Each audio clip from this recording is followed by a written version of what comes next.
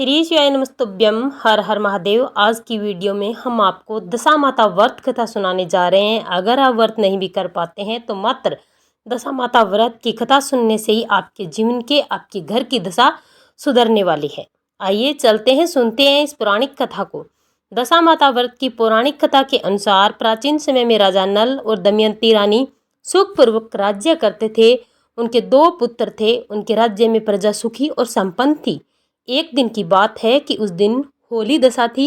एक ब्राह्मणी राजमहल में आई और रानी से कहा, दशा का डोरा ले लो। बीच में दासी बोली, हाँ रानी साहिबा, आज के दिन सभी सुहागिन महिलाएं दशा माता की पूजन और व्रत करती है तथा इस डोरे की पूजा करके गले में बांधती है, जिससे अपने घर में सुख और समृद्धि आती है।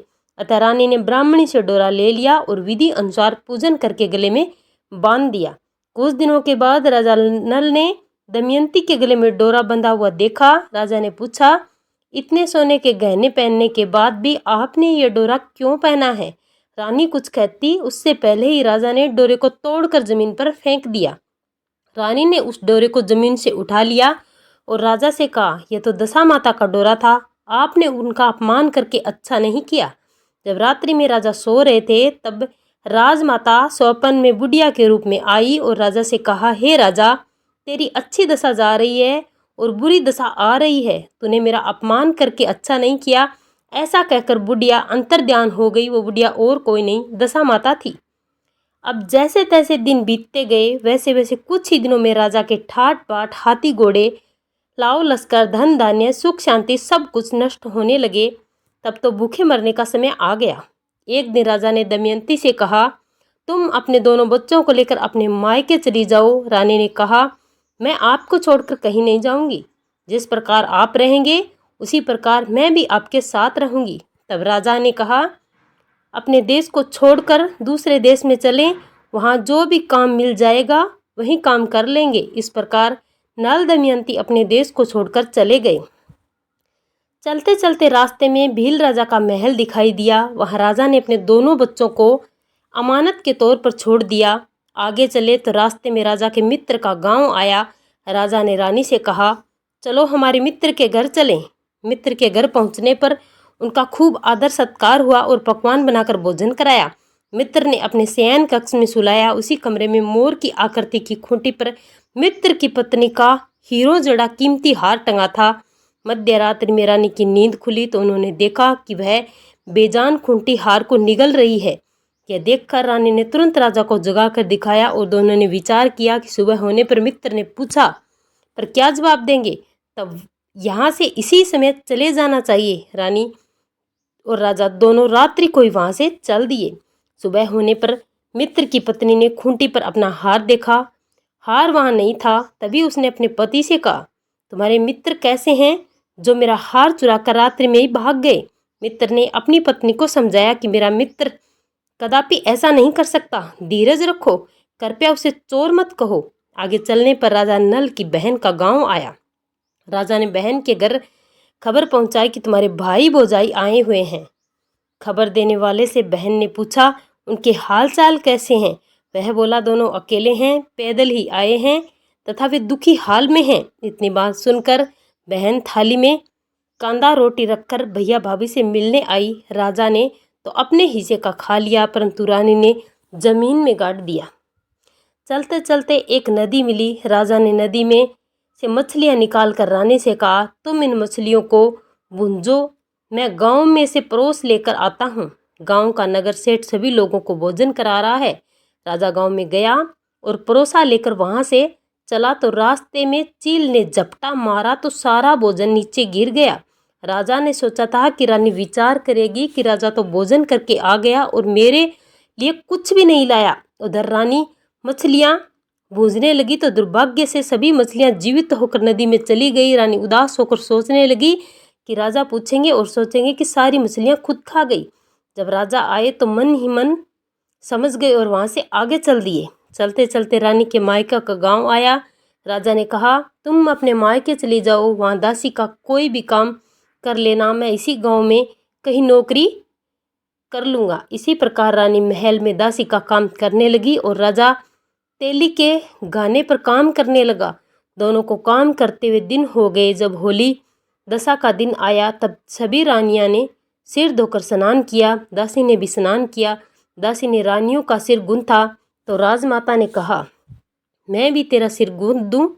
ऐसा कहकर राजमाता जब दासी का सिर गूंथ रही थी तब उन्होंने दासी के सिर में पद देखा। यह देखकर राजमाता की आंख भर आई और उनकी आंखों में आंसू की बूंदें गिरी। आंसू जब दासी की पीठ पर गिरे तो दासी ने पूछा, आप क्यों रो रही है? राजमाता ने कहा, तेरे जैसी मेरी भी बेटी है जिसके सिर में पद है, ऐसे सिर में भी पद है। यह देखकर मुझे उसकी याद आ गई। तब दासी ने कहा, मैं ही आपकी बेटी हूँ। दशा माता के कोप से मेरे बुरे दिन चल रहे हैं, इसीलिए यहाँ चली आई। माता ने कहा, बेटी तूने यह बात हमसे छिपाई क्यों? दासी ने कहा, माँ मैं सब कुछ बता देती, मेरे बुरे दिन नहीं कटते। आज मैं दशा माता का व्रत करूँगी तथा उसके गलती की क्षमा याचना करूँगी। अब तो राजमाता ने बेटी से पूछा, हमारे जमाई राजा कहाँ हैं?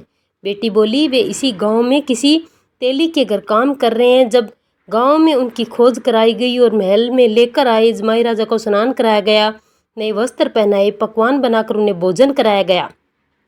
अब दशमाता के आशीर्वाद से राजा नल और दमयंती के अच्छे दिन लौट आए। कुछ दिन वही बिताने के बाद अपने राज्य जाने को कहा। दमयंती ने पिता से खूब सारा धन, लाव लश्कर, हाथी घोड़े आदि देकर बेटी जमाई को विदा किया। रास्ते में वही जगह आई जहाँ रानी ने मछलियों को बुना था और राजा के हाथ से चील झपटा मारकर भोजन जमीन पर गिरा गई थी। तब राजा ने कहा, तुमने सोचा होगा कि मैंने अकेले भोजन कर लिया होगा, परंतु चील ने झपटा मार गिराया।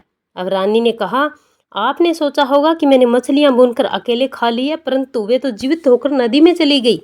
चलते चलते अब राजा की बहन का गांव आया। राजा ने बहन के यहाँ खबर भेजी। खबर देने वाले ने पूछा कि उनके हाल चाल कैसे हैं। उन्होंने बताया कि बहुत अच्छी दशा में हैं, उनके साथ हाथी घोड़े लाव लश्कर। यह सुनकर राजा की बहन मोतियों की थाल सजा कर लाई। तभी दमयंती ने धरती माता से प्रार्थना की और कहा, माँ आज मेरी अमानत मुझे वापस दे दो। यह कहकर उस जगह को खोदा जहाँ कांदा रोटी गाड़ दिया था। खोदने पर रोटी तो सोने की और कांदा चांदी का हो गए। ये दोनों चीज़ें बहन की थाली में डाली और आगे चलने की तैयारी करने लगे। वहाँ से चलकर राजा अपने मित्र के घर पहुँचा। मित्र ने उनका पहले के समान ही खूब आदर सत्कार सम्मान किया। रात्रि विश्राम के लिए उन्हीं उसी कक्ष में सुलाया। मोरनी वाली खुंटी के हार निगल जाने वाली बात से नींद नहीं आई। आधी रात के समय वही मोरनी वाली खूंटी हार उगलने लगी तो राजा ने अपने मित्र को जगाया तथा रानी ने मित्र की पत्नी को जगाकर दिखाया। आपका हार तो इसने निगला था, आपने सोचा होगा कि हार हमने चुराया है। दूसरे दिन प्रातःकाल नित्य कर्म से निपट वहाँ से चल दिए। वे भील राजा के वहाँ पहुँची और अपने पुत्रों को मांगा तो भील राजा ने देने से मना कर दिया। गांव के लोगों ने उन बच्चों को वापस दिलाया। नल दमयंती अपने बच्चों को लेकर अपनी राजधानी के निकट पहुंचे तो नगरवासियों ने लाव लश्कर के साथ उन्हें आते हुए देखा। सभी ने बहुत प्रसन्न होकर उनका स्वागत किया।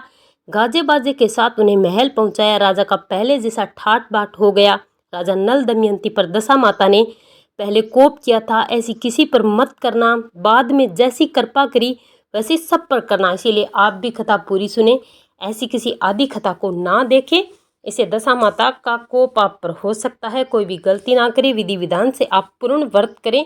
इसी प्रकार से आपको व्रत का फल मिलेगा। मात्र व्रत कथा सुनने से आपके जीवन का भाग्य उदय हो सकता है, आपके घर की दशा बदल सकती है। आप छोटे छोटे उपाय करके इस कथा को सुन करके अपने जीवन को, अपने भाग्य को बदल सकते हैं। दशा माता का व्रत और कथा बहुत ही विशेष है।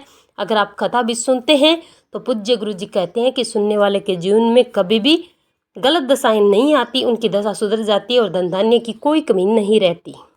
बोलिए जय दशा माता।